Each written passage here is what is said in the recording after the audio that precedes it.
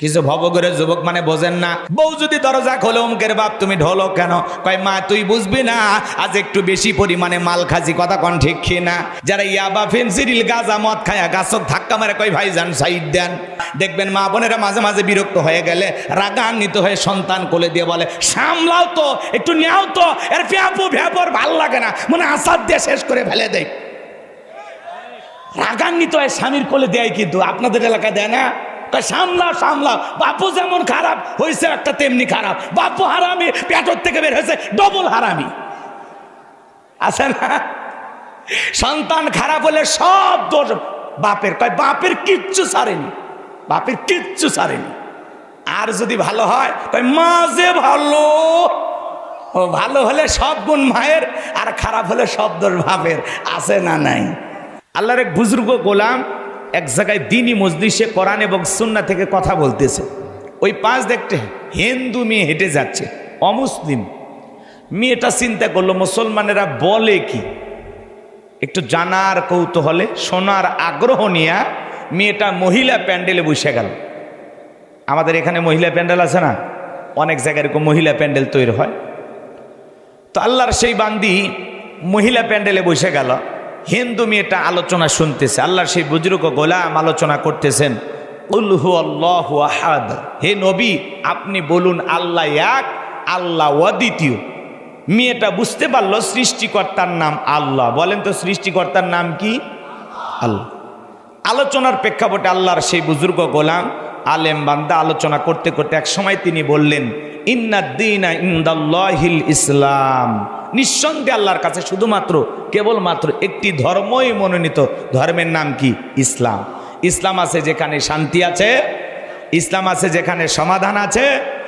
আমার ভাইয়েরা, হিন্দু মেয়েটা তখন বুঝতে পারলো সৃষ্টিকর্তার নাম আল্লাহ, শ্রেষ্ঠ ধর্মের নাম ইসলাম। মেয়েটা তখন আর দেরি করলো না, এইবার মেয়েটা ডেকে বলে আমি আর অমুসলিম থেকে বাড়িতে যেতে চাই না, আমি কালেমা পড়ে মুসলমান হয়ে যাব।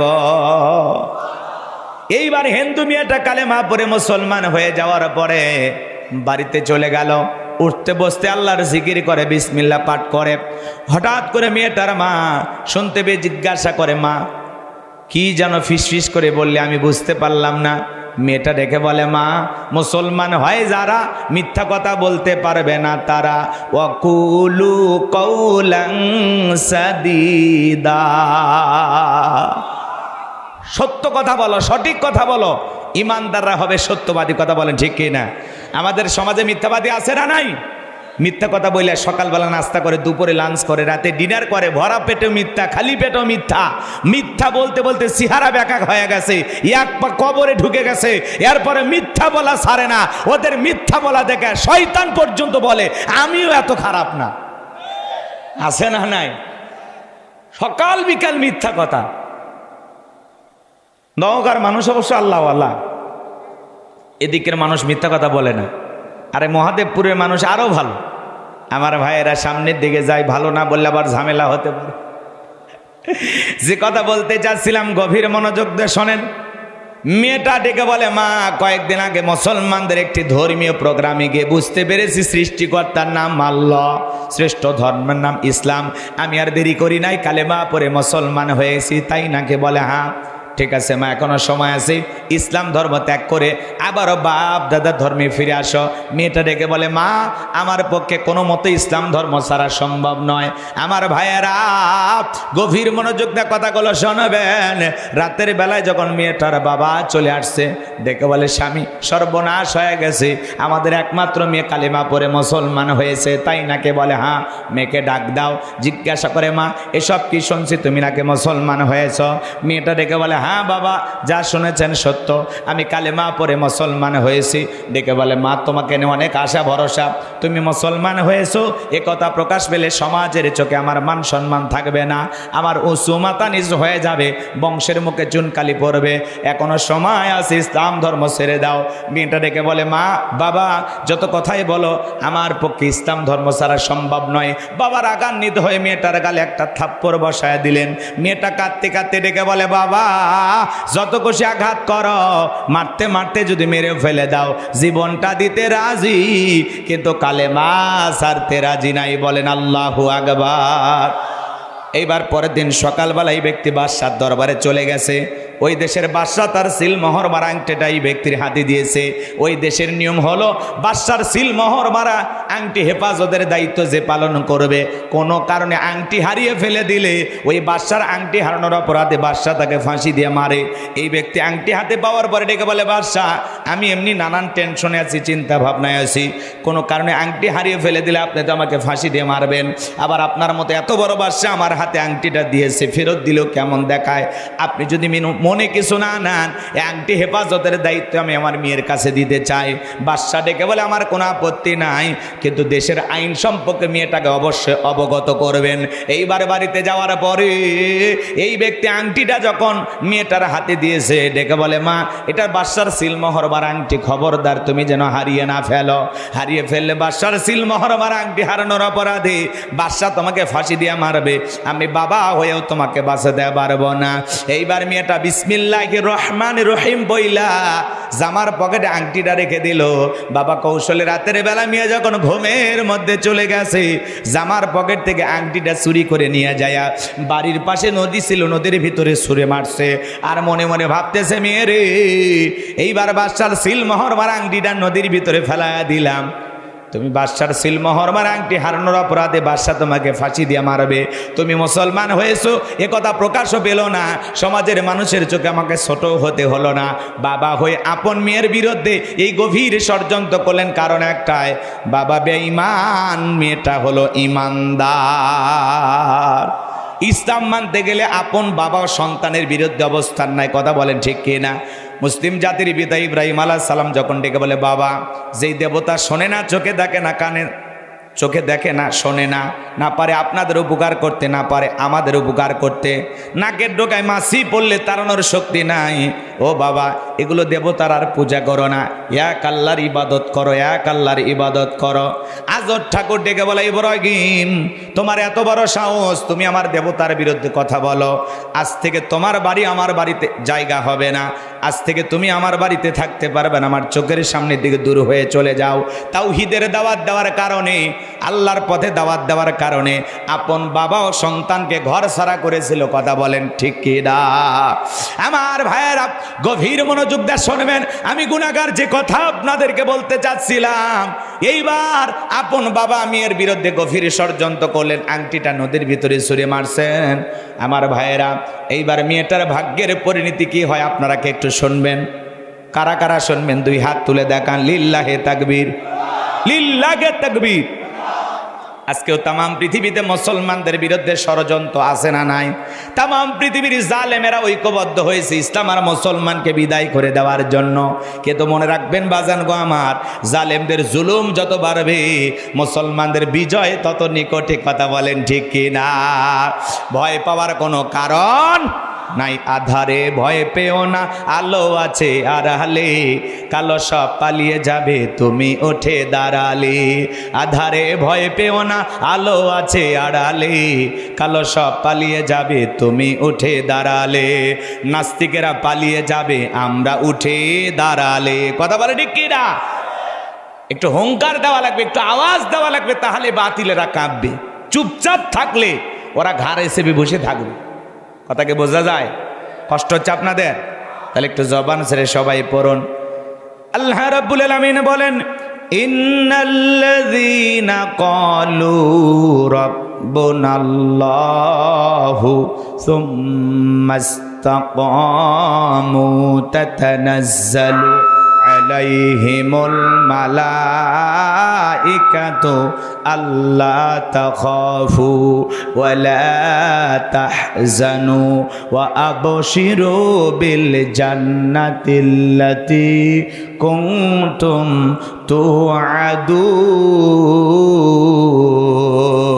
তুআদুন। যে কোনো আয়াত বা সূরার তাফসীর করতে হলে কোন প্রেক্ষাপটে কোন সময় আল্লাহ তাআলা সেই সূরাটি বা আয়াতটি নাজিল হয়েছে, সেই নাজিলের প্রেক্ষাপট আছে না নাই? একটু ভাই জোরে বলেন, আছে না নাই? তাহলে আমি যে আয়াতটি কারিমা আপনাদের সামনে তেলাওয়াত করেছি, এর শানে নজুল জানার দরকার আছে না নাই? যদি শানে নজুল আলোচনা করা হয় তাহলে তাফসির বুঝতে সহজ হয়। তাহলে কোন প্রেক্ষাপটে কোন সময় রসুলের ওপরে আল্লাহ তাআলা আয়াতে কারিমাগুলো নাজিল করেছেন একটু কি বলবো? যদি শানে নজুল আলোচনা করি 2-2.5 ঘন্টা ওইদিকে চলে যাবে। সংক্ষিপ্ত করে একটু বলে দিয়ে যায়, সংক্ষিপ্ত কথা। আমার ভাইয়েরা, বিশ্বনবীর প্রিয় 2 জন মানুষ মাত্র 3 দিনের ব্যবধানে মারা গেলেন। আম্মা জান খাদিজাতুল কুবরা রাদিয়াল্লাহু তাআলা আনহা মারা গেলেন। নবীজির কাছের চাচা আবু তালেব মারা গেলেন। 2 জন প্রিয় মানুষকে হারিয়ে ব্যথিত হৃদয় নবী বিশ্বনবী তাইফে চলে গেলেন কালেমার দাওয়াত দেওয়ার জন্য। তাইফের মানুষেরা নবীজির দাওয়াত গ্রহণ না করে নবীজির জান্নাতি শরীর মোবারকে পাথর নিক্ষেপ করলেন। পাথর নিক্ষেপ করতে করতে পুরাটা শরীর পাথরের ভিতরে ঢুকে গেল। এইবার কাফেরা যখন চলে গেল, নবীজির প্রিয় সাহাবী যায়েদ বিন হারেসা বলেন, অনেক কষ্ট করে নবীজির শরীর মোবারক থেকে পাথরগুলো সরায় ফেললাম। এরপরে নবীজির হুঁশ যখন ফিরে আসলো, আমার নবী ডেকে বলে, যায়েদ এখন কোন ওয়াক্তের নামাজের সময়? আমি বললাম এখন আসরের নামাজের সময়। বিশ্ব নবী ডেকে বলে, আমার একটু ওযু বানায়া দাও। হযরতে যায়েদ ডেকে বলেন, আমি নবীজির পা মোবারক থেকে যখন জুতা খুলতে গেলাম, আমি তাকায়া দেখি নবীজির জুতার ভিতরে রক্তগুলো জমাট বেঁধে আছে। অনেক কষ্ট করে জুতা মোবারক খুলে দিলাম। নবীজি সালাত আদায় করার পরে আসমান থেকে জিবরাইল এসে বলে, নবী, যেই তায়েফের যুবকেরা আপনাকে পাথর নিক্ষেপ করেছে, একবার শুধু অর্ডার দেন, পাহাড় চাপা দিয়ে তায়েফের মানুষকে বিদায় করে দেওয়া হবে, ধ্বংস করে দেওয়া হবে। বিশ্ব নবী ডেকে বলে, জিবরাইল, ওরা না চিনে আমাকে পাথর নিক্ষেপ করেছে, ওদেরকে যদি শেষ করে দাও, আমি কার কাছে কালেমার দাওয়াত পৌঁছাবো? আমি তাইফের মানুষদেরকে মাফ করে দিয়েছি, তুমি আমার আল্লাহকে জানায়া দাও, আমার আল্লাহও যেন তাইফের মানুষকে মাফ করে দেয়। কেমন দয়ালু নবী পাইছি। বিশ্ব নবী তাইফ থেকে যখন মক্কা নগরীতে চলে আসলেন, 1 দিন 2 দিন নয়, 19 দিন পর্যন্ত আসমান থেকে নতুন কোনো আয়াতে কারিমা নাজিল হয় না। জিবরাইল আসে না, নবীজিকে নতুন কোন আয়াত বা সূরা পাঠ করে শোনায় না। কাফেররা সমালোচনা শুরু করে দিল, ও নবীর সাহাবীরা, কি ব্যাপার, তোমাদের নবী তো নতুন কোন আয়াত নতুন কোন সূরা পাঠ করে আমাদেরকে শোনায় না, নাকি তার উপরে যে জিন ভর করেছিল সেই জিনটা বিদায় নিয়েছে? জোরে কর নাউজুবিল্লাহ। তারা বলতে লাগলো, ও নবীর সাহাবীরা, নাকি ভুলে গেছেন? জোরে বলেন নাউজুবিল্লাহ। এইভাবে যখন কাফেররা সমালোচনা শুরু করে দিল, 19 দিন পরে জিবরাইলের মাধ্যমে আমার আল্লাহ রাব্বুল আলামিন নবীজির উপরে পাওয়ারফুল আয়াতে কারিমাগুলো নাজিল করলেন। চিৎকার মেরে বলুন আল্লাহু আকবার। আমার আল্লাহ রাব্বুল আলামিন বলেন, ইন্নাল্লাযীনা ক্বালু রাব্বুনাল্লাহ, ইন্নাল্লাযীনা ক্বালু রাব্বুনাল্লাহ, নিশ্চয়ই যারা বলে আমি তাদের রব, সুম্মাস্তাকামু, এই কথার উপরে যারা ইস্তেকামাত থাকে, অবিচল অটল থাকে, তাতানাজ্জালু আলাইহিমুল মালাইকা, আসমান থেকে তাদের উপরে ফেরেশতা নাজিল হয়। ফেরেশতা আসে 3 সময়। জোরে বলেন কয় সময়? একটু জোরে বলেন কয় সময়? ফেরেশতা এসে বলে, আল্লাহ তাখাফু, ভয় পেও না, ওয়ালা তাহজানু, চিন্তা করো না, ওয়া আবশিরু বিল জান্নাতিল্লাতী কুনতুম তুআদুন, তোমাদের যে জান্নাতের প্রতিশ্রুতি দেওয়া হয়েছিল সেই জান্নাত পেয়ে তোমরা আনন্দিত হও। বলুন সুবহানাল্লাহ। এটা হলো আয়াতের সরল অনুবাদ। এইবার চলেন আমরা একটু তাফসিরে যাই। কষ্ট হচ্ছে আপনাদের কথা? এই খালামণিরা চুপচাপ থাকো, তোমরা কথা বলো না, সাইডে যাও। এদিক খেয়াল করেন, গভীর মনোযোগ। আল্লাহ রাব্বুল আলামিন আয়াতের শুরুতে কি বললেন? ইন্নাল্লাযীনা ক্বালু রাব্বুনাল্লাহ, নিশ্চয়ই যারা বলে আমি তাদের রব, সুম্মাস্তাকামু, এই কথার উপরে যারা ইস্তেকামাত থাকে, অবিচল অটল থাকে, দৃঢ় থাকে যে আল্লাহ আমার রব, এই কথার উপরে যারা টিকে থাকতে চায়, তাদের উপরে নানামুখী বাধা, নির্যাতন, জুলুম আসবে কিনা? আচ্ছা নওগাঁর মানুষ বলেন তো, রাস্তার 2 ধার দিয়ে আপনারা কি গাছ লাগান? কথা কয় না ভাই, ঘুমাইছেন? রাস্তার 2 ধার থেকে আপনারা গাছ লাগান? যখন ঝড় আসে, আইলা, নার্গিস, হুদহুদ, সনি, ফনি, মিথিলি, মিক্সাউম, নানান ধরনের ঘূর্ণিঝড় যখন আসে, দেখবেন ঝড় তুফানে অনেক গাছ ভেঙে রাস্তার উপরে পড়ে থাকে। কথা বলেন ঠিক কিনা?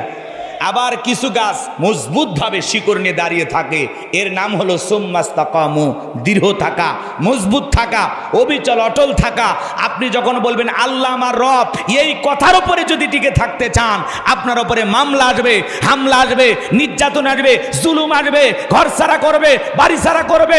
ইসলাম মানতে গেলে জালেমদের হাজারো জুলুমের শিকার আপনাকে আমাকে হতে হবে। আর এই কথার উপরে টিকে থাকতে হবে, আল্লাহ আমার রব, আমি একমাত্র রবের গোলাম। কথা বলে ঠিক কিনা? দুনিয়ার কোন জালেমের কাছে মাথা নত করা যাবে। আর আমরা একটু অবস্থার পরিবর্তন দেখলেই কয় দাড়িওয়ালা দেখলেই ধরতেছে, সেলুনে যা কয় মারিয়ে দি, আপাতত দাড়ি কেটে দে, পরে সুন্নত পালন করা যাবে।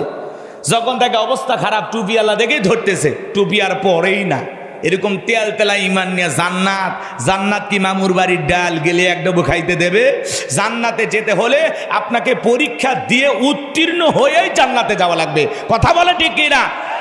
আল্লাহ বলেন মানুষেরা কি মনে করেছে ঈমান এনেছি কথা বললেই ছেড়ে দেওয়া হবে?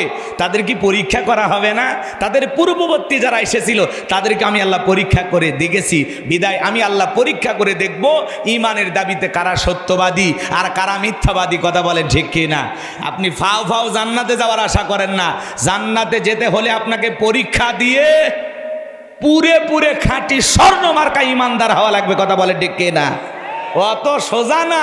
হ্যাঁ হ্যাঁ, কথা কন না কে? এখন চলেন তো আমরা সামনের দিকে যাই, কথা অনেক আছে, একটু শুরু করতে দেন, মজা টের পাবেন আস্তে আস্তে ইনশাল্লাহ। আমার ভাইরা গভীর মনোযোগ দেয় শোনেন। ইন্নাল্লাযীনা ক্বালু রাব্বুনাল্লাহ, আমার আল্লাহ ডেকে বলে নিশ্চয়ই যারা বলে আমি তাদের রব। ও নওগাঁর মুসলমান, বলেন তো আমাদের রব কে? ডান হাতটা তুলে শাহাদত আঙ্গুলে দ্বারা ইশারা করে আসমানের দিকে ইশারা করে চিৎকার মেরে ডেকে বলেন তো আমাদের রব কে? আরেকটু জোরে ডাক দেন আল্লাহ। সবটুকু আবেগ ভালোবাসা নিয়ে বলেন আল্লাহ। আরেকটু জোরে বলেন আল্লাহ। এই যে আল্লাহ আল্লাহ বলে ডাক দিলাম, আমাদের আল্লাহ খুশি না বেজার? দুনিয়াতে যদি মাকে ডাক দেন মা মা, মা রাগান্বিত হয়, অত মেয়ে মেয়ে করিস কেন? বিয়ে দিলে 2 বাচ্চার বাবা হয়ে যাবি, তা মা মা ছাড়লি না। আব্বাকে যদি ডাক দেন বাবা বাবা বাবা, বাবা রাগান্বিত হয়, অত বাবা বাবা করিস কেন? তোর কি মরণের বিগের উঠছে? যদি ভাইকে ডাক দেন ভাই ভাই, লেটন ভাই, শাহাদত ভাই, আর একবার ভাই করলে তুলে আসার মারে তোর হুড়ি ভাই করু, ভাই ভাই ভাই, ভাল লাগে না। মানে তার মানে কি হুজুর হাসানোর জন্য বলতেছেন না? ভালো করে বোঝার চেষ্টা করবেন। মাকে অতিরিক্ত মা মা বললে মা বিরক্ত হয়, মধুর ডাকতাও মায়ের কাছে তিতা লাগে, মা খুশি হয় না। বাবাকে বাবা বলে ডাকলে অতিরিক্ত বাবা বাবা বললে বাবাও রাগান্বিত হয়, বাবাও খুশি হয় না। ভাইকে ডাক দিলেও ভাইও রাগান্বিত হয়। কিন্তু এমন এক সৃষ্টিকর্তা, এমন এক স্রষ্টা, এমন এক আল্লাহ পেয়েছি, কোটি কোটি বার ডাক দিলেও বিরক্ত হন না, যিনি তিনি কে? যত ডাকবেন বেশি তত আপনার আমার মর্যাদা বাড়বে বেশি। কথা কোন ঠিক কিনা? তাহলে সব সময় জিকিরই হবে কার? রাগ করেছেন মনে হয়? এ ভাইজান, কেন আল্লাহর প্রশংসা আদায় করবেন না? এই জন্য আল্লাহ তাআলা বলেন ইন্নাল ইনসানা লিরাব্বিহি লাকানুদ, মানুষ বড় অকৃতজ্ঞ। আল্লাহর এত নিয়ামত খাই, তারপরে আমরা কৃতজ্ঞতা আদায় করি না। এই জন্য আল্লাহ বলেন মানুষ বড় অকৃতজ্ঞ, অস্বীকারী। ডাইরেক্ট বাংলা কথায় যাকে বলা হয় নিমক হারাম। আল্লাহর এত নিয়ামত খাই, কথা কয় না কেন? একটা প্রাণীর ভিতরে মনিবের প্রতি যে শুকরিয়া, সেটাও আমাদের ভিতরে নাই। অনেকের বাড়িতে থাকে মিস্টার ডগ, চেনেন না? কুকুর চেনেন না? নওগাঁ শহর থেকে গরুর গোস্ত কিনে নিয়ে আসছেন, হাতটা এই পাশে নিয়ে চিবানোর চেষ্টা করলেন, খাইতে পারেন না। এ পাশেও দাঁতের নিয়ে খুব চেষ্টা করলেন, পারলেন না। তখন ডাক দেন লালু। লালু তখন লেজ নাড়তে নাড়তে আপনার সামনে হাজির। তখন ওইটা হাড্ডিটা না হাড়, কি বলেন আপনারা? হাড্ডি। হ্যাঁ, ওই হাড়টা সামনে সুরে ফেলে দিয়ে বলেন খা ফি সাবিলিল্লাহ। লালু তখন খায় আর ডেকে বলে বস, বুঝতে পারছি আপনি ফেল মারছেন, আমি ফেল মারবো না। ওই শুকনো হাড় খেয়ে রোদ নাই, বৃষ্টি নাই, ঝড় নাই, তুফান নাই, মালিকের বাড়ি পাহারা দেয়। কথা বলেন ঠিক কি না? অপরিচিত লোক ওই বাড়িতে প্রবেশ করতে আসলেই ওর ভাষায় জবাব দেওয়া, কোন এলাকা থেকে আসছো, কোথা থেকে আসছো, কার ভিতরে যাবা, কার সাথে দেখা করবা, আগে আমার কাছে বলো। কথা কন ঠিক কিনা? ও ওর ভাষায় বলে, কথা কন ঠিক কিনা? এরপরে বাড়িতে থাকা লোকটা যখন ধমক দেয় লালু চুপ, তখন বলতেছে ও ভিতরে প্রবেশের অনুমতি আছে, যাও, আমিও দেখতেছি। এবার আগন্ত ব্যক্তি মানে বাইরে থেকে যে মানুষটা বাড়ির ভিতরে আসছে আর এই বাড়িওয়ালা দুইজন মিলে গল্প করে। একবার মালিকের চেহারার দিকে তাকায় আর আগন্ত ব্যক্তির চেহারার দিকে তাকায় আর মালিককে ইশারা দিয়ে বুঝায়। একবার শুধু বলে লোকটাকে চেনেন না, এমন কামড় দেব হাসপাতালে না নেওয়া পর্যন্ত ভালো হবে না। এখন বাড়ির লোকটা যখন ধমক দেয়, চতুর্দিক দিয়ে লেজ নাড়ে আর ঘরে বাড়ির লোকটা যখন ধমক দেয়, যা এখান থেকে দূর হয়ে যা, যা না গল্প করতে দে শান্তি মতন, যা সরিয়া যা। তো তখন বলে ও আপনার পরিচিত লোক, আগে বলবেন খামাখাই ডিউটিটা করলাম। আমার ভাইয়েরা, একটা কুকুর কোনোদিন মালিকের সাথে গাদ্দারি করে না, সারাটা জীবন মালিকের কৃতজ্ঞতা আদায় করে। কথা বলেন ঠিক কি না? আমরা সৃষ্টির সেরা আশরাফুল মাখলুকাত কুনতুম খায়রা উম্মাতিন উখরিজাত লিন্নাস। আল্লাহ বলে তোমাদেরকে উত্তম জাতি বানাইলাম, ভিআইপি বানাইলাম, মর্যাদা সম্পন্ন বানাইলাম। ওয়ালাকাদ কারামনা বানি আদম। আপনাকে আমাকে সম্মানিত করেছেন কে? আপনার আমার দাম বাড়িয়ে দিয়েছেন কে? আল্লাহ তাআলা ডেকে বলে বান্দা পৃথিবীর সমস্ত সৃষ্টি গোলামি করবে তোমাদের, আর তোমরা গোলামি করবা আমি রবের। কথা বলে ঠিক কি না?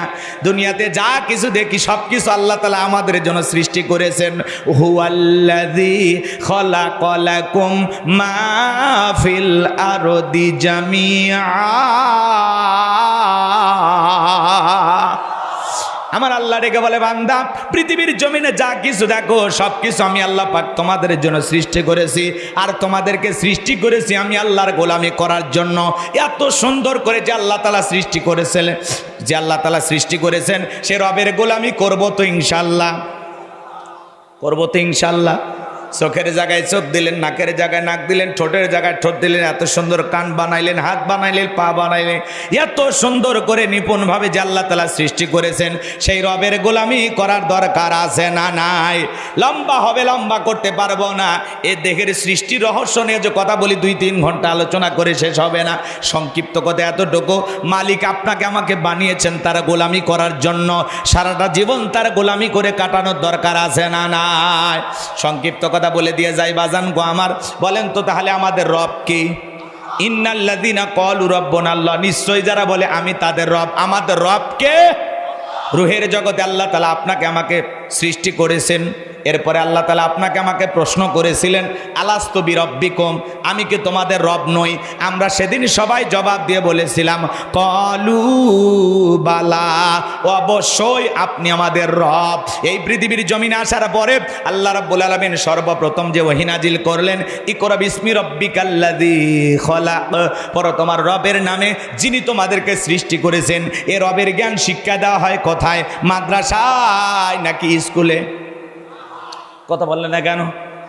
ছোট জোবরা বাচ্চা মাদ্রাসায় পড়ে, আরে 7-8 বছর বয়স, বৈশা বৈশা পেশাব করে, কি সুন্দর ঢেলেগুলো ব্যবহার করে, বাড়িতে যা মাকে সালাম দেয়, বাবাকে সালাম দেয়, রাস্তাঘাটে মুরব্বিদেরকে সালাম দেয়। কথা বলেন ঠিক কি না?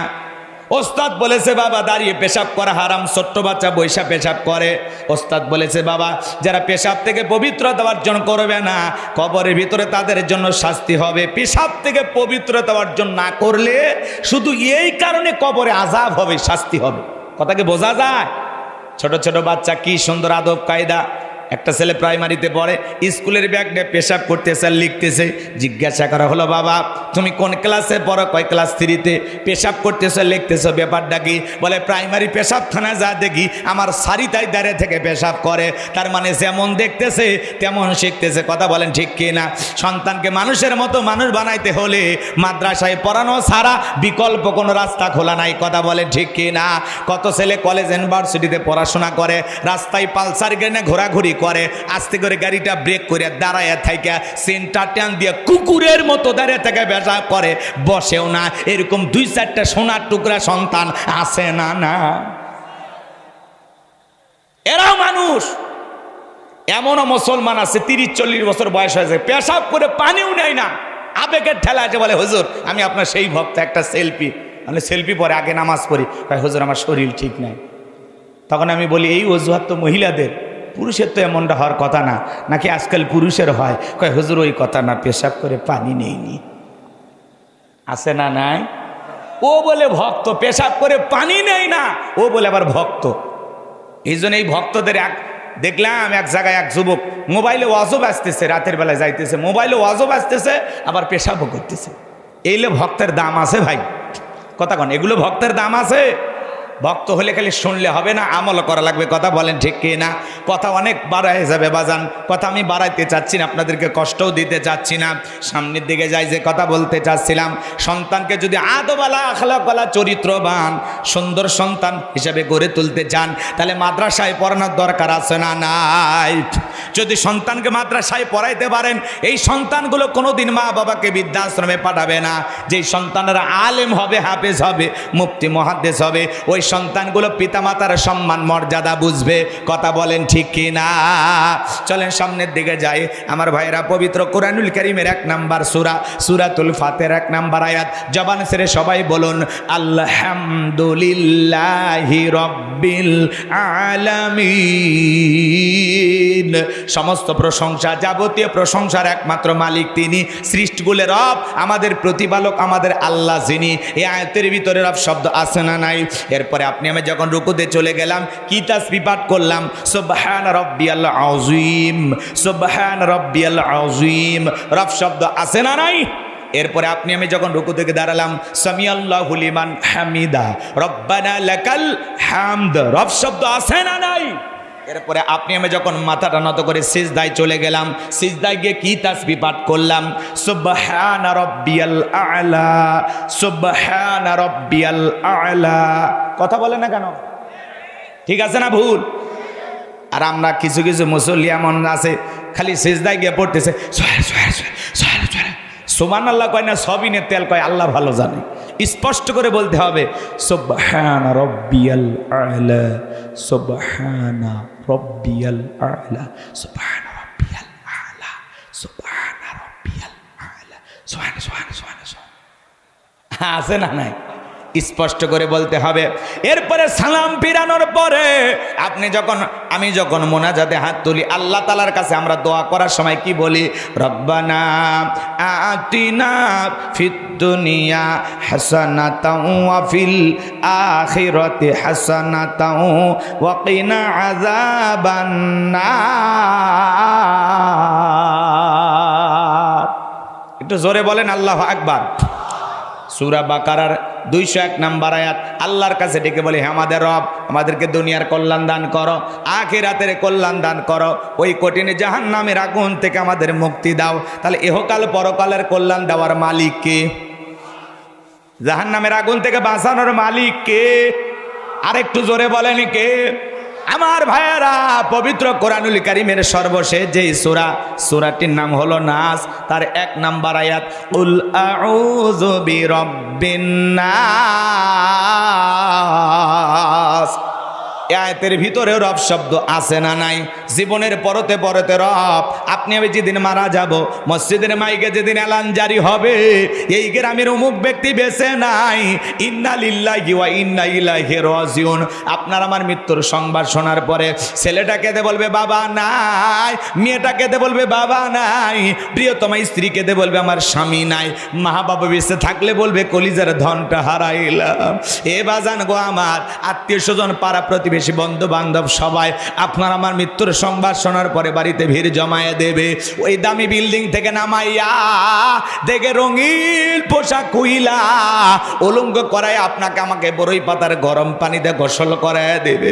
ছোট্ট মেয়েটা না বুঝে কাঁদে আর রেগে বলে, মা বাবাকে কেন এইভাবে গোসল করায় দেয়? আমার বাবা কেন কোনো কথা বলে না? ছোট্ট ছেলেটা আব্বু আব্বু করে ডাক দেবে। কোনোদিন আপনার আমার ঘুম আর ভাঙবে না। এ বাজান গো আমার, হাজারো স্বজনের চোখের পানি দিয়া আপনাকে আমাকে সাজানোর পরে চকলেটের মতো মোরাইয়া ওই মসজিদের খাটিয়াতে তুইলা 4 জন বরযাত্রী ধইরা 1 কদম 2 কদম করে কবরস্থান পর্যন্ত নিয়ে যাবে। ওই কবরে 3 জন মানুষ নামবে। আপনার আমার লাশটা কবরে শায়িত করার পরে একে একে সবাই কবর থেকে উঠে আসবে। ওই কবরে লাশটা রাখার পর দূর আকাশ একটু একটু দেখা যায়। যায়। এরপরে যখন বাসের বিছানা বিছাইয়া দেবে, ওই বাসের ছিদ্র দিয়ে হালকা একটু আলো কবরে প্রবেশ করবে। এরপরে যখন কবরে মাটি দিয়া দেবে, কবরটা হয়ে যাবে ঘোর অন্ধকার। ওই লাশটা রাখার পরে আত্মীয় স্বজন বন্ধু বান্ধব সবাই যখন চলে আসবে, ওদের পায়ের আওয়াজ কবরে থাকা ব্যক্তি শুনতে পাইবে। চিৎকার মেরে ডেকে বলবে, আমাকে একা রাইখা যাইও না, একা রাইখা যাইও না। কবরে থাকা ব্যক্তির চিৎকার দুনিয়ার কেউ শুনতে পাবে না। আমার নবী বলেন, যে কবরে চলে গেল তার চাইতে অসহায় আর কেউ নাই। আমার নবী হাদিস শরীফের ভিতরে বলেন, কলা কলা রাসূলুল্লাহ সাল্লাল্লাহু আলাইহি সাল্লাম, ইন্নামাল কুবুরু রাউযাতুম মিন রিয়াদিল জান্নাহ আও হুফরাতুম মিন হুফারিন নার, রাওয়াহু তিরমিজি। বিশ্বনবী ডেকে বলেন, যে ব্যক্তির আমল ভালো, মৃত্যুর সঙ্গে সঙ্গে আল্লাহ পাক তার কবরটাকে জান্নাতের বাগান বানায়া দিবেন। বলুন সুবহানাল্লাহ। আর যে ব্যক্তির আমল খারাপ, আও হুফরাতুম মিন হুফারিন নার, তার কবরটা হবে জাহান্নামের আগুনের গর্ত। আমার নবী যে এক জায়গায় বসা, আসমান থেকে জিবরাইল এসে বলে, নবী এই মুহূর্তে একটা আওয়াজ হইল, আপনি কি শুনতে পাইছেন? আমার নবী বলে, হ্যাঁ আমি শুনতে পেয়েছি। জিবরাইল থেকে বলে, নবী গো, আজ থেকে 70 বছর আগে আমার আল্লাহ রাব্বুল আলামিন জাহান্নামের গর্তের মুখে একটা পাথর ছেড়ে দিয়েছে। এই মাত্র জাহান্নামের তলদেশে পাথরটা পৌঁছাইলো। চিন্তা করেন বাজান গো আমার, জাহান্নামের গর্তের মুখে একটা পাথর ছেড়ে দিলে 70 বছর যদি পরে নিচে পড়তে সময় লাগে, আল্লাহ না করুক, আল্লাহ না করুক, আপনার আমার গুনাহের কারণে, অপরাধের কারণে আসমান জমিনের মালিক আল্লাহ বেজার হইয়া একবার যদি ওই জাহান্নামের আগুনের গর্তে ফেলে দেয়, আপনার আমার কিন্তু বাঁচার কোনো উপায় নাই। ওই জাহান্নাম বড় কঠিন জায়গা বাজান। ইন্নাহা সাআত মুস্তাকাররা ওয়া মুকামা, নিশ্চয়ই আবাসস্থল হিসাবে ওই জাহান্নাম কত না নিকৃষ্টতম একটা স্থান। জাহান্নাম সুখের জায়গা না, ওইটা হলো যন্ত্রণার কারখানা। একবার যদি কারো দেহে জাহান্নামের আগুন লাগা যায়, চেহারাটা পুরে কয়লার মতো কালো হয়ে যাবে। ওই কবরের বাজান গো আমার, ওই জাহান্নামের আগুন সহ্য করার শক্তি আপনার আমার নাই। দুনিয়ার আগুনের চাইতে ওই জাহান্নামের আগুনের পাওয়ার হলো 70 গুণ বেশি। এ বাজান গো আমার, লম্বা হবে, আমি লম্বা করব না। জাহান্নাম নিয়ে আলোচনা করলে 2-3 ঘন্টা শেষ করা যাবে না। ওই কবর বড় কঠিন জায়গা, আপনাকে আমাকে সবাইকে যেতে হবে। আল্লাহ রাব্বুল আলামিন বলেন, ফামাই আমাল মিসকালা যারাতিন খায়রান ইয়ারা ওয়া মাই আমাল মিসকালা যারাতিন শাররান ইয়ারা। বান্দারে, যাররা পরিমাণ, অনু পরিমাণে যদি নেক আমল করো, ওইটাও তোমার আমল নামে লিপিবদ্ধ করা হবে। আবার যাররা পরিমাণ, অনু পরিমাণে যদি বদ আমল করো, ওইটাও তোমার আমল নামে লিপিবদ্ধ করা হবে। আর যারা গুনাহ নিয়ে একবার অন্ধকার কবরে যাবে, ওই কবরের ডানের মাটি বামে চলে যাবে, বামের মাটি ডানে চলে যাবে। এমন জোরে সাপ দেবে বাজার, এক পাজরের হার অন্য পাজরে ঢুকে যাবে। ওই কবরে থাকা বিষাক্ত সাপ একবার যদি সবল বাড়ে, পা থেকে বাতা পর্যন্ত বিষের যন্ত্রণায় দেহটা জ্বলে যাবে। ওই কবরে থাকা অন্ধ ফেরেশতা চোখে দেখে না, কানে শোনে না, হাতুড়ি দিয়ে বাড়ি মারবে, দেহটা চূর্ণ বিচূর্ণ হয়ে যাবে। ওই কবর বড় কঠিন জায়গা। কবর কিন্তু জায়গা ভালো না। হযরত ওসমান রাদিয়াল্লাহু তাআলা আনহু জান্নাতের সার্টিফিকেট প্রাপ্ত সাহাবী, এরপরে কবর থেকে অজরে চোখের পানি ছেড়ে দিয়ে কান্না করতেন। সাহাবায়ে কেরাম ডেকে বলে, ভাই ওসমান, আপনি কবর থেকে কেন কান্নাকাটি করেন? নবীর প্রিয় সাহাবী হযরত ওসমান রাদিয়াল্লাহু তাআলা আনহু জবাব দিয়ে বলেন, এই কবর হলো প্রত্যেকটা মানুষের প্রথম মঞ্জিল, প্রথম ঘাঁটি, প্রথম স্টেশন। এই কবরের ভিতরে 3টা প্রশ্ন করা হবে।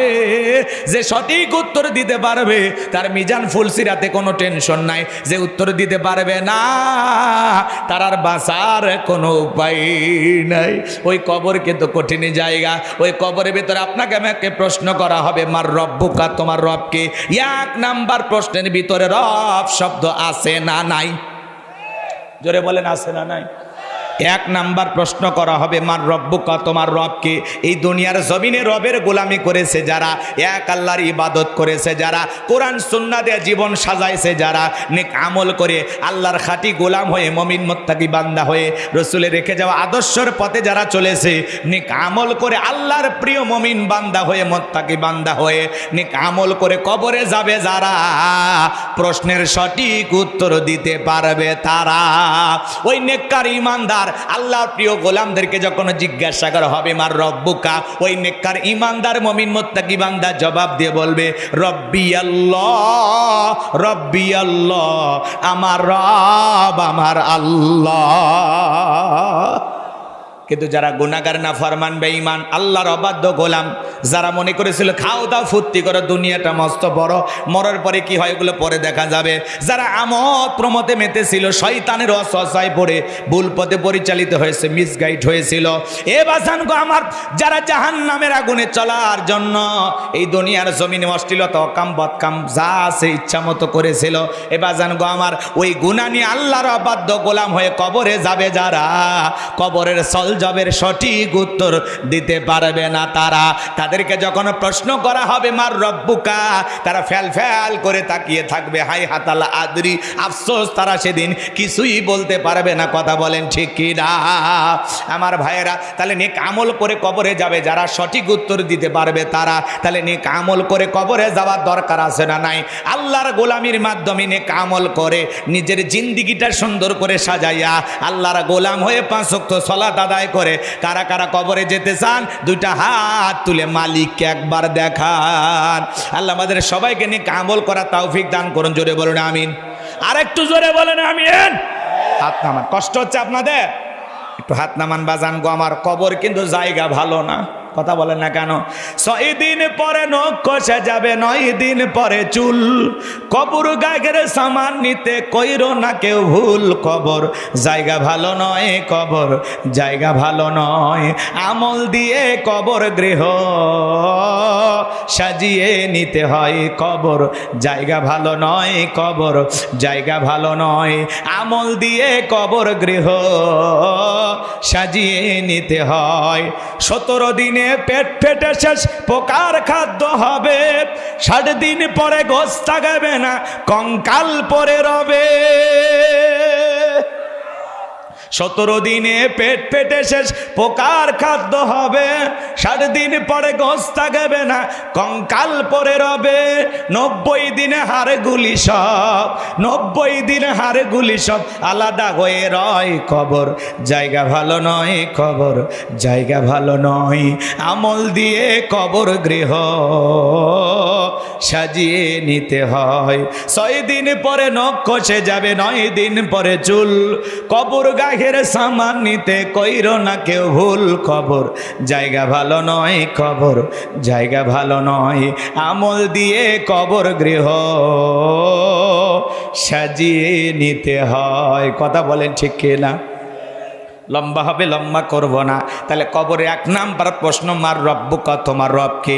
রবের সাথে সম্পর্ক রেখেছে যারা, উত্তর দিতে পারবে তারা। ভাই যারা চাকরি করে তারাই তো বেতন বোনাস পায়, যারা চাকরি করে তারাই তো বসের নাম জানে, কথা কয় না। তা যারাদের দুনিয়াতে রবের সাথে সম্পর্ক ছিল তারা তো মালিকের নাম জানবে। আর এ দুনিয়ার গোলামির বেতন হিসাবে পাবো, জান্নাত বোনাস হিসাবে পাবো মালিকের সাক্ষাৎ। সুবহানাল্লাহ বলবেন না? তো জীবনে মসজিদে গেলেন না, মালিকের সাথে সম্পর্ক নাই, কোরআন পড়তে জানেন না, ঈমান আমল ঠিক নাই, ঘাড় বেঁকা হয়ে চলেছে। ওলামা ইকরাম বলে ভাই যান মসজিদে চলেন, মালিককে সিজদা দেয়, দোত হুজুর এমনি যে ভাল লাগে না দুনিয়া।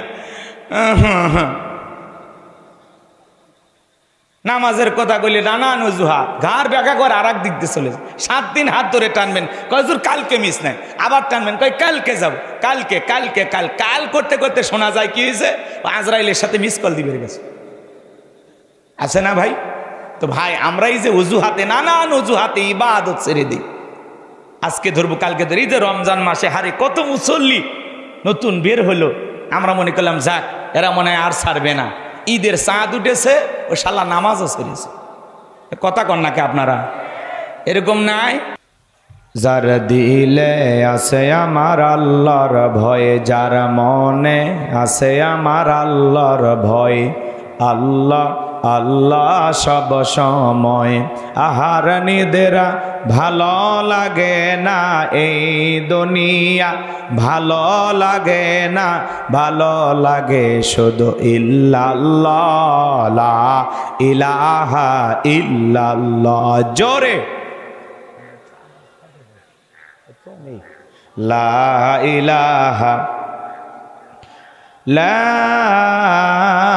ইলাহা ইল্লাল্লাহু মুহাম্মাদুর রাসূলুল্লাহ। জবান ছেড়ে এক বাক্যে পড়ছি সাল্লাল্লাহু আলাইহি ওয়াসাল্লাম। বাংলাদেশের ঐতিহ্যবাহী নওগাঁ জেলার মহাদেবপুর থানার অন্তর্গত কন্দনা ফুটবল মাঠে গ্রামবাসীর উদ্যোগে আজকের এই তাফসীরুল কোরআন মাহফিলের শ্রদ্ধাভাজন সভাপতি আপনাদের প্রিয় মানুষ জনাব আলহাজ মোহাম্মদ নিজামুদ্দিন সাহেব, আল্লাহ পাক তার গোলামকে হায়াতে তৈয়বা সিয়াতে কুলিয়া দান করুন, সকলে বলুন আমিন। আজকের প্রোগ্রামের প্রধান অতিথি বিশিষ্ট রাজনীতিবিদ, সমাজসেবক, আপনাদের প্রিয় নেতা, সাবেক চেয়ারম্যান জনাব মোহাম্মদ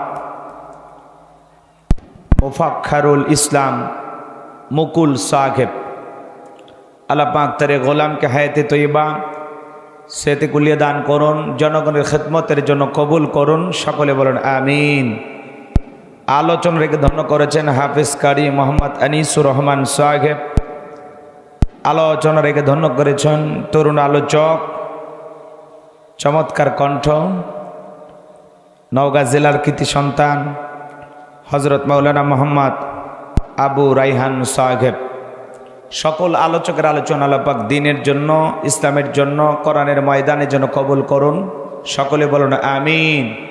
মঞ্চে উপস্থিত সম্মানিত উলামায়ে কেরাম, সামনে বসা পিতৃ সমতুল্য মুরব্বী বাবা জিরা, কলিজার টুকরা প্রাণপ্রিয় যুবক ভাইরা, ছোট্ট ছোট সোনামানিকেরা, পর্দার আড়ালের সম্মানিত অবলা সরলা আবেদা সালেহা মা বোনেরা, প্রশাসনের সম্মানিত পুলিশের ভাইয়েরা, ডিবির ভাইয়েরা, জাতির বিবেক প্রিয় সাংবাদিক বন্ধুগণ, বিভিন্ন রাজনৈতিক দলের সম্মানিত নেতা কর্মী ভাইয়েরা, সবাইকে নিয়ে আরেকটিবার সালাম দিচ্ছি। আশা করছি সকলে সালামের জবাব জোরে সোরে দেবেন। আসসালামু আলাইকুম ওয়া রাহমাতুল্লাহি ওয়া বারাকাতুহু।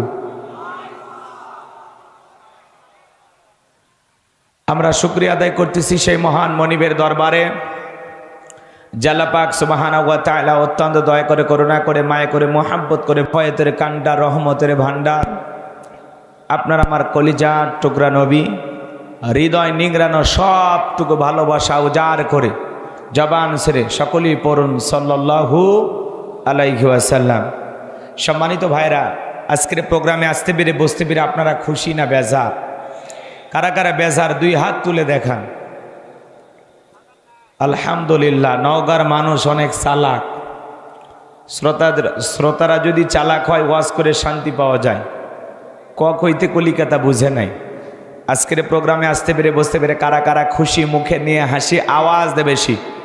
আল্লাহ নামের এমন একটি স্লোগান দেবেন, এলাকায় যদি কোনো ইসলাম বিরোধী উই পোকা, সার পোকা, তেলা পোকা থাকে, ওদের কলিজায় যেন কম্পন সৃষ্টি হয়, এমন আওয়াজ তুলতে রাজি আছেন যারা? বীর মুসলমানের মতো দুটি হাত টান টান করে তুলে দেখান তো তারা। লিল্লাহে তাকবীর, লিল্লাহে তাকবীর। আল কোরআনের আলো, আল হাদিসের আলো, দুনিয়ার মুসলিম আমার নেতা, তোমার নেতা, আমার নেতা, তোমার নেতা। লিল্লাহে তাকবীর। আল কোরআনের আলো, আল হাদিসের আলো, দুর্নীতির আলো। হাতটা বেনারা দেন তো, মাশাআল্লাহ, মারহাবা। আসতে, কারণ নাকে জানো না লাগে, হাত নামান। অনেকে ঝোঁকে তালে বলে ফেলেছেন দুর্নীতির আলো ঘরে ঘরে জালো। বাংলাদেশে দুর্নীতি দমন কমিশন আছে না নাই? এরপরে দুর্নীতি কমেছে নাকি ডিজিটাল কায়দায় বেড়েই চলেছে। দিন যত গড়াচ্ছে দুর্নীতির পাল্লা তত ভারী হচ্ছে। কথা বলেন ঠিক কিনা? আমরা চাই আমাদের প্রিয় মাতৃভূমি বাংলাদেশ দুর্নীতি মুক্ত আল্লাহ কবুল করুন, ছেলে বলেন আমিন। আমরা চাই আমাদের বাংলাদেশ মাদক মুক্ত আল্লাহ কবুল করুন, ছেলে বলেন আমিন। আমরা চাই আমাদের বাংলাদেশ যৌতুক মুক্ত আল্লাহ কবুল করুন, ছেলে বলুন আমিন। সম্মানিত ভাইরা আমার, ভূমিকায় লম্বা কথা নয়, সরাসরি মূল আলোচনায় প্রবেশ করতে চাই। তারপরে দু একটি কথা না বললে নয়। আমরা যত জায়গায় কোরআনের কথা বলতে যাই বলে হুজুর সাবধানে আলোচনা করবেন, ভুলে যাবেন না এলাকা খার। ওদের কথার সাইজ শুনে মনে হয় এলাকা ওদের বাবার। আছে না নাই? আওয়াজ দিলে একটু পুরুষের মতো দেবেন। আপনারা যে পুরুষ, এই আওয়াজের দ্বারা বুঝান লাগবে, নাকি আপনাদের আওয়াজ মহিলারা শুনলে গুনাহ হবে? আপনারা কাউকে ভয় পান? এই জমিনের মালিক কে? আপনার আমার মালিক কে? কোরআনের মালিক কে? আল্লাহর জমিন, আল্লাহর কোরআনের কথা চলছে, চলবে। আমরা কোনো বাতিলের চোখরাঙানিকে ভয় পাই না। কথা বলে ঠিক কি না? এজন্য আওয়াজ দিয়ে বুঝাই দেবেন এই জায়গায় নরম চলবে না গরম চলবে। আমি করব ওয়াজ, আপনারা দেবেন আওয়াজ, জবাব দিবেন ঠিক ঠিক, আলোচনা হবে কমপ্লিট। শ্রোতাদের স্পিরিটে বারে, বক্তার হিট, আলোচনা হবে জায়গা মতো ফিট। কিছু আজ প্যান্ডেলে, কিছু আজ অ্যাঙ্গেলে, জ্ঞানী লোকের জন্য ইশারায় যথেষ্ট। কথা বলেন ঠিক কি না? আর রাত 10:30 বেজে গেছে, ভূমিকা দেওয়ার আমার কোনো ইচ্ছা নাই। ডাইরেক্ট আলোচনা করব, ডাইরেক্ট, কোনো কথা হবে না। আর আপনার টেনশন মুক্ত থাকবেন। আজকের মাহফিল কালেকশন মুক্ত, 1 টাকাও দেওয়া লাগবে না। খালি শুনবেন, খালি শুনবেন আর নিয়ে যাবেন। পারবেন তো ইনশাল্লাহ? যে মুকুল চেয়ারম্যান আপনারা চেনেন তো, ওনারা সহ যুবকেরা সহ ক্লান্ত পরিশ্রম করে আজকের মাহফিল সাজাইছেন এবং আমাকে বলেছে হুজুর শুধু বয়ান করবেন। আজকে আমি আমার এই দাওয়াত নিয়েছি। আপনারা জানেন উত্তরবঙ্গের সুনামধন্য একটি দ্বীনি প্রতিষ্ঠান জামিল মাদ্রাসা, তার সিনিয়র মুহাদ্দিস, আমার মাথার তাজ, আমার প্রিয় মানুষ হযরত মাওলানা শহীদুল ইসলাম ভুট্টো হুজুর, ওনার দাওয়াত এই জন্য আমি আসছি। উনি আমাকে বলেছেন বাবা আমার এলাকা, তুমি যাও একটু আলোচনা করে আসো। ভুট্টো হুজুর অসুস্থ, তার জন্য আপনারা দিল থেকে দোয়া করবেন, আল্লাহ পাক যেন তাকে শেফায়ে কামেল আজেলা দান করেন। জোরে বলুন আমিন। নাম শুনছেন তো নাকি? বলেন। এলাকার কম বেশি সবাই ওনাকে চেনে। অত্যন্ত একজন বিনয়ী এবং মিশুক এবং মিষ্টি ব্যবহারের মানুষ। দেশ বরণ্য বড় বড় আলেমদের সাথে তার গভীর সম্পর্ক। তো আমার প্রিয় ওস্তাদের জন্য আপনারা দোয়া করবেন, আল্লাহ পাক যেন হুজুরকে তাড়াতাড়ি সুস্থতার নিয়ামত দিয়ে ধন্য করেন। জোরে বলেন আমিন। বেশ কয়েক মাস ধরে উনি অসুস্থ, দোয়া করবেন। মাঝে মাঝে আমার মাদ্রাসায় উনি যায়, উনি আমার মুরব্বী, খুব ভালোভাবে আমাকে বলেছেন যে আমার এলাকার মানুষ অনেক ভালো, তুমি যাও কথা বলে শান্তি পাবা। তা আপনাদের অনেক সুনাম উনি করেছেন। এখন বৃক্ষ তোমার ফলে পরিচয়। এখন তো আমি আসতে উপস্থিত হয়েছি, দেখি এলাকার মানুষ কতটা ভালো। তো যাই হোক, আশা করি হুজুর যেহেতু এলাকার, অবশ্যই হুজুরের এলাকার মানুষও ভালো হবে, এটুকু আশা করতে পারি তো নাকি বলে? তা আপাতত কোনো কিছু চাওয়া নাই। কর্তৃপক্ষের ভাইদের একটা অনুরোধ, ওই যে আদম ভাই যিনি প্রচুর খাটাখাটি করতেছেন, উনি আমাকে বলেছেন হুজুর 2টা ঘন্টা ওয়াজ করবেন, কোনো দাবি নেই আপনার কাছে, খালি 2 ঘন্টা আলোচনা করবেন। আমার এরকম একটা নিয়ত আছে। তো আপনারা কি আসলে 2 ঘন্টা থাকবেন নাকি 12টা পর্যন্ত? শোনেন, এখন যা বাজে বাজুক, আপনারা যদি একটু 12:30 পর্যন্ত 10 মিনিট আগেও শেষ করতে পারি অথবা 12টার পরই শেষ করতে পারি, আপাতত 12:30 পর্যন্ত বা 12:15 পর্যন্ত কারা কারা থাকবেন না তারা হাত তোলেন। আপনি থাকবেন না? চাচা থাকবেন না? আচ্ছা, উনি না বুঝে তুলেছে তাই না? আচ্ছা, মাহফিল যেহেতু কালেকশন মুক্ত, কোনো কথা বলবো না আমি, খালি আপনারা ওয়াদা দিলে ডাইরেক্ট আলোচনায় চলে যাব। 2 হাত তুলে একবার বলেন 12:30 পর্যন্ত কারা কারা থাকবেন, বলেন ইনশাআল্লাহ। একটু জোরে বলেন ইনশাআল্লাহ, আরেকটু জোরে বলেন ইনশাআল্লাহ। আল্লাহ কবুল করেন, জোরে বলেন আমিন। কোনো ভূমিকা না, এখন ডাইরেক্ট আলোচনা। আমি কথা বলবো আল্লাহর কোরআন থেকে। বলেন তো এই কোরআন থেকে যদি আলোচনা করি, বলেন তো বাজান লাভ না লস? এই কোরআনের মধ্যে কোনো ভুল আছে? কোনো মিথ্যা আছে? কোনো ধোঁকা আছে? থাকবে কি করে? কিতাবটি নাজিল করেছেন কে? সে আল্লাহ রাব্বুল আলামিন বলেন যালিকাল কিতাবু লা রাইবা ফি। আমার আল্লাহ তাআলা ডেকে বলেন এটি এমন একটি কিতাব, যে কিতাবের মধ্যে কোনো সন্দেহ নাই, কোনো সংশয় নাই, কোনো মিথ্যা নাই, কোনো ধোঁকা নাই। There is no doubt. বলুন আল্লাহু আকবার। হুদাল্লিল মুত্তাকিন, মুত্তাকি বান্দাদের জন্য গাইডলাইন হিসাবে, পথ প্রদর্শক হিসাবে আসমান থেকে কিতাবটি নাজিল করেছেন কে? সেই কিতাবের আলোচনা শুনলে লাভ না লস? লাভটা কি আমার আল্লাহ জানায় দিলেন, ওয়া ইযা কুরিয়াল কুরআনু ফাসতামিউ লাহু ওয়া আনসিতু লাআল্লাকুম তুরহামুন। সূরা আরাফ আয়াত নাম্বার 204। আমার আল্লাহ রাব্বুল আলামিন জানায় দিলেন, তোমাদের সামনে যখন কোরআন পাঠ করা হয়, কোরআনের আলোচনা করা হয়, চুপ করে কান লাগিয়ে মনোযোগ সহকারে কোরআনের কথাগুলো শ্রবণ করো। যারা চুপচাপ কোরআনুল কারীমের কথাগুলো শ্রবণ করবে, আমার আল্লাহ রাব্বুল আলামিন আসমান থেকে তাদের উপরে আল্লাহ রহমত বৃষ্টির মতো নাজিল করবেন। বলুন সুবহানাল্লাহ। দুইটা মাইক হয় ওইদিকে ঘুরিয়ে দেন, আমার দিকে দেন না, কারণ আমার আওয়াজ পিছন থেকে দিলে ভাল লাগবে, দিলে একটু বাড়ি খাচ্ছে, মানে ডবল বক্তা। আমার কথা বলার আগে ওই কথাটা ওই জায়গায় চলে যাচ্ছে, এলোমেলো হবে, আমি কথা বলে শান্তি পাবো। পিছন থেকে দেন, এই যে ভাই একবার পিছন থেকে কান বরাবর ডিক্লোটা, হ্যাঁ গাছে দেন, পেছনে গাছে দেন, ওই মাইকগুলো ঘুরে দেন। আমি তো অনেকক্ষণ বলছি, আপনি তো কিছুই করছেন না, চুপচাপ বসেই আছেন।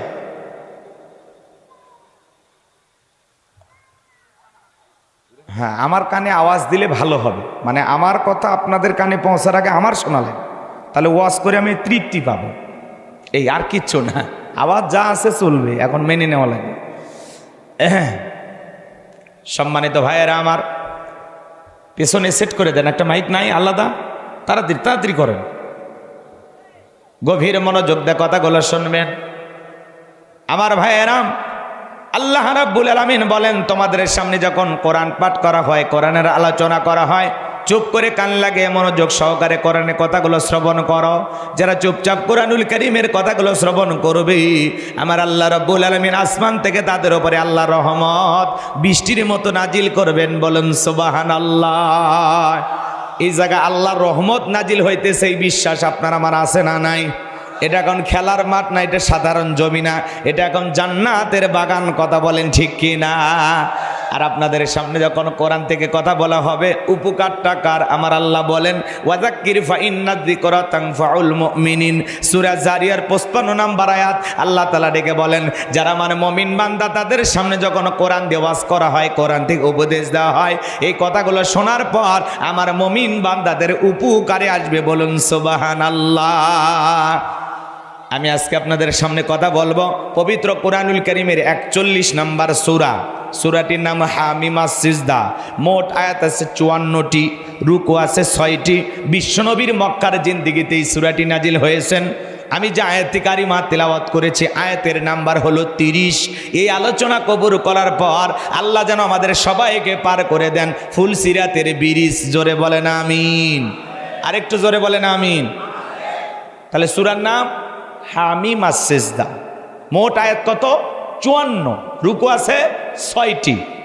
কোরআনুল কারীমের কত নাম্বার সূরা? 41 নাম্বার সূরা। আর আমরা যে আয়াতে কারিমা তেলাওয়াত করেছি কত নাম্বার? 30।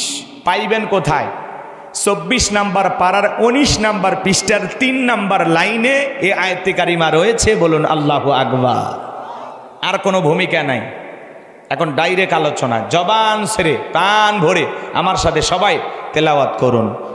আউযু বিল্লাহি মিনাশ শাইতানির রাজিম।